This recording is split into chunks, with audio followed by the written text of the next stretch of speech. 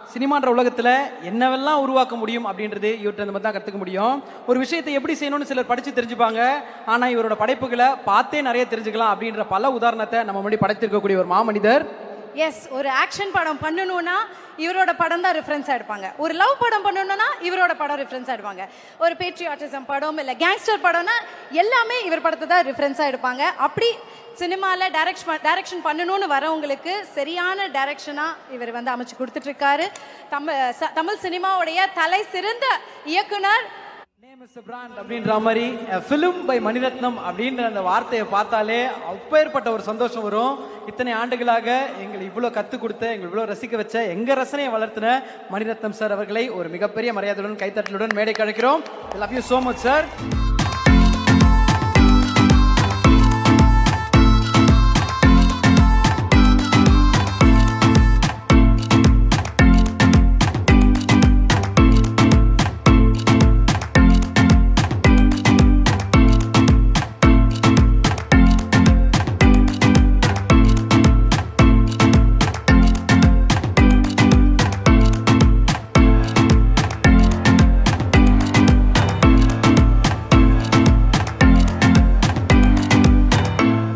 எல்லாருக்கும் வணக்கம்.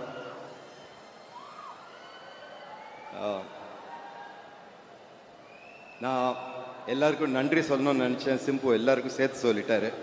ஒவ்வொருத்தரையாக ஸ்பெசிஃபிக்காக ரொம்ப அழகாக சொல்லிட்டாரு.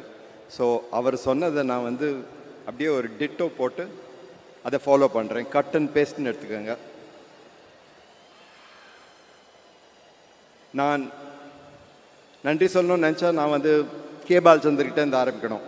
அவர் தான் என்னை வந்து சினிமாக்குள்ளே வந்து வர்றதுக்கு காரணமாக இருந்தவர். அதை தாண்டி எனக்கு முதல் படம் கொடுத்த வீனஸ் கிருஷ்ணமூர்த்தி, தமிழில் கொடுத்த தியாகு சார், சத்யஜோதி தியாகு, மௌனராகம் கொடுத்த வெங்கடேஷ், ஒவ்வொருத்தரையாக சொல்லிட்டு வரணும். ஸோ அது ரொம்ப நேரம் ஆகும். அதனால நான் வந்து ரெண்டு பேருக்கு மட்டும் இங்கே நன்றி சொல்ல ஆசைப்பட்றேன். இந்த விழாவோட நாயகனான ஏஆர் ரஹ்மான் அவர்களுக்கு ரொம்ப ரொம்ப ரொம்ப ரொம்ப பெரிய நன்றி சார். வந்து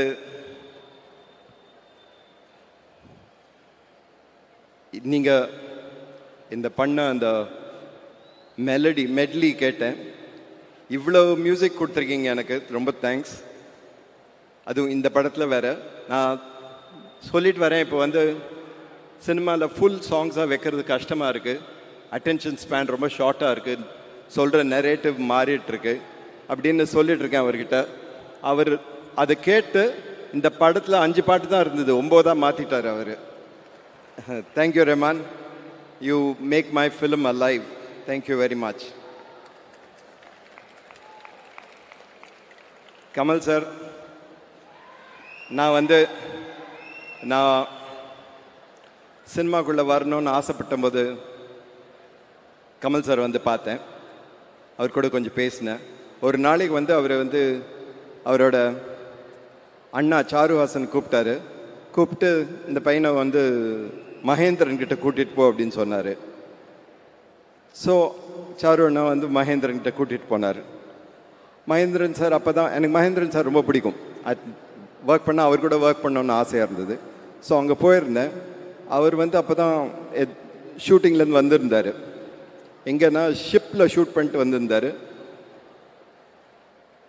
சாருவாசன் போய் சொன்னார், இந்த மாதிரி இந்த பையன் அப்படின்னாரு. அவர் அதெல்லாம் விட்டுட்டு, நான் ஷிப் ஷூட்டிங்லேருந்து வந்துருக்கேன், கொஞ்சம் பியர்லாம் கொண்டு வந்திருக்கேன், சாப்பிட்றீங்களா அவரை கேட்டார். 2 பேரும் உட்காந்து பியர் சாப்பிட ஆரம்பிச்சிட்டாங்க. எனக்கு வந்து அசிஸ்டன்ட் டைரக்டராக சான்ஸ் கொடுக்கல, பரவாயில்ல. பியர் சாப்பிடுவேன்னா கேட்கவே இல்லை அவங்க. அதான் ரொம்ப வருத்தம். நான் மகேந்திரன் சார்கிட்ட சொன்னேன், இப்படி பண்ணிட்டீங்களே சார்னு. அவர் சொன்னார், நான் பண்ணதுலேயே மிக நல்லது உனக்கு இது மட்டும்தான் அப்படின்னாரு. ஸோ திருப்பி கமல் சார்கிட்ட வந்தேன். அவர் வந்து ஒரு கையில் ஒரு புக்கு கொடுத்தாரு, ஒரு இங்கிலீஷ் புக்கு. இதை வந்து ஒரு வாரத்தில் ஒரு ஸ்க்ரீன் பிளேயை மாற்றி கொடு அப்படின்னாரு. நானும் ராஜா கிருஷ்ணமூர்த்தி, கிட்டி 2 பேர்கிட்டையும் கொடுத்தாரு. ஸோ நாங்கள் போய் கிட்டி வந்து வேலை செஞ்சுட்டு இருந்தார் அவர் சோழா ஹோட்டலில். எனக்கு வேலை கிடையாது, அதனால் 2-3 நாளில் முடிச்சிட்டு வந்து அவர்கிட்ட சொன்னேன், இந்த மாதிரி இது ரெடியாக இருக்குன்னு. அவர் வந்து நீங்கள் டைம் ஃபிக்ஸ் பண்ணி கொடுத்தாரு, பாரதி ராஜா கிட்ட போய் சொல்லு அப்படின்னாரு. நான் போய் பாரதி ராஜா கிட்ட இந்த கதை சொன்னேன், இந்த ஸ்க்ரீன் பிளே சொன்னேன். அவர் வந்து கேட்டுட்டு இன்னி வரைக்கும் வந்து அவர் என்னை கிண்டல் பண்ணுறார் அந்த கதை சொன்னதுக்கு. வந்து நான் சொன்னது ஒரு எழுத்து அவருக்கு புரியாத மாதிரி நான் சொன்னேன், வேறு யாருமே இப்படி கதை சொன்னதில்லை அப்படின்னு சொன்னார். அப்போ தான் நினச்சேன், நான் வந்து வரணும்னா முட்டி மோதி நாமே வரணும்.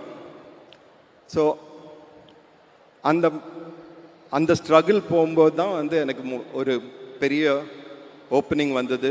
கமல் சார் கூப்பிட்டு நாயகன் அழைச்சி நாயகன் பண்ண சொன்னார். So thank you sir, that was the big break. It liberated me. அது வரைக்கும் ப்ரொடியூசர்ஸ் எப்படின்னா வந்து உனக்கு எதுவும் தெரியாது, நான் சொல்கிறது நீ பண்ணுன்னு சொல்லிட்டு இருந்தாங்க. அவங்க கூட ஒவ்வொரு படமும் பேட்டில். பட் நாயகன் வந்ததுக்கப்புறம் எங்களுக்கு தெரியாது, உங்களுக்கு தெரியும், நீங்கள் செய்யுங்க அப்படின்னாங்க. ஸோ ஒரு டோட்டல் லிபரேஷன் எனக்கு கிடச்சிது. Thank you. I owe all the other films to you for giving me the break. And thank you again for giving me this film. And நிறைய தடவை கேட்குறேன், நிறைய பேர் கேட்குறாங்க இப்போ இன்டர்வியூ போகும்போதெல்லாம், எப்படி இருக்குது அவர் கூட வேலை செய்கிறதுக்கு 37 இயர்ஸ்க்கு அப்புறம் அப்படின்னு. எனக்கு வந்து டிஃப்ரென்ஸ் தெரியல. அவர் எப்படி முதல் படத்தில் எங்கள் மேலே நம்பிக்கை வச்சு எங்களுக்கு வந்து பொறுப்பு கொடுத்தாரோ அதே மாதிரி தான் அதுவும் கொடுத்துருக்காரு. And we have tried our best sir to do as well as we can. Thank you very much. I'm not saying எல்லாம் ஒவ்வொரு காஸ்ட் அண்ட் க்ரூ ஒவ்வொருத்தராக சொல்ல, but I think this film would not be the same without all of you, every one of you. Thank you very much. Thank you. Thank you. Thank you, sir. And